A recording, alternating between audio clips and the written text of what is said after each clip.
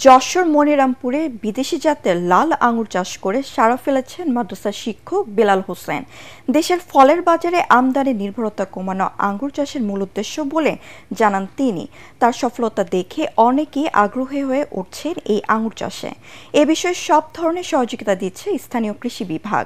যশোর প্রতিনিধি তামান্না ফারজানা পাঠানো তথ্য ও ছবি নিয়ে বিস্তারিত জানাচ্ছেন ফারহিন ইসলাম টুম্পা।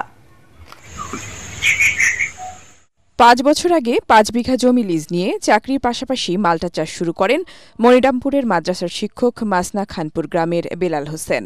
ধীরে ধীরে ড্রাগন, স্ট্রবেরি, ১২ মাসি আম, লেবুসহ বিভিন্ন ধরনের ফল গাছের চাষ শুরু করেন তিনি। ইউটিউব দেখে আগ্রহ জাগে আঙুর চাষে।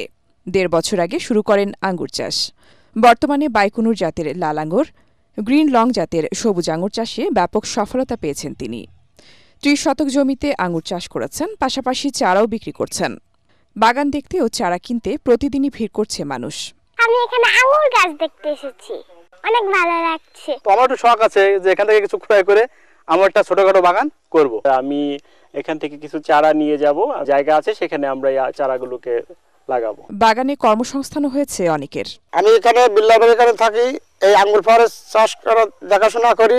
আমার যে বেতন দেওয়া ইনশাআল্লাহ আল্লাহর রহমতে আমার সংসার ভালোভাবে চলে যায়। বিদেশি আঙুরের মতোই সুস্বাদু এই আঙুরের চারা রোপণের ৭ মাসে ফুল আসে আর প্রায় ৯০ দিন পর খাওয়ার উপযোগী হয়। বেলালের বাগানের ২ জাতের আঙুর কেজি প্রতি বিক্রি হচ্ছে ৩০০ থেকে ৪০০ টাকায়। দেশের চাহিদা মিটিয়ে একসময় বিদেশীয় রপ্তানির স্বপ্ন দেখেন বেলাল। আমি আঙ্গুর নিয়ে স্বপ্ন দেখি যে বাংলাদেশের মাটিতে একসময় আঙ্গুর ফল টক হতো আমরা জানি।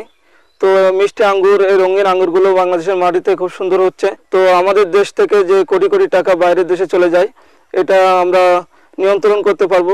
জেলা কৃষি অফিস জানায়, অতীতে যশোরে আঙুর চাষে তেমন সফলতা না আসলেও আশার আলো দেখাচ্ছে বেলালের আঙুর বাগান।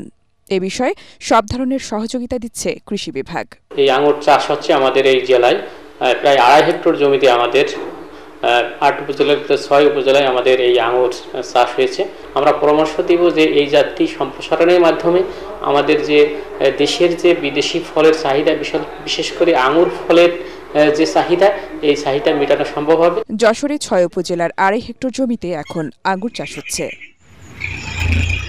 Bureau report, ATN Bangla.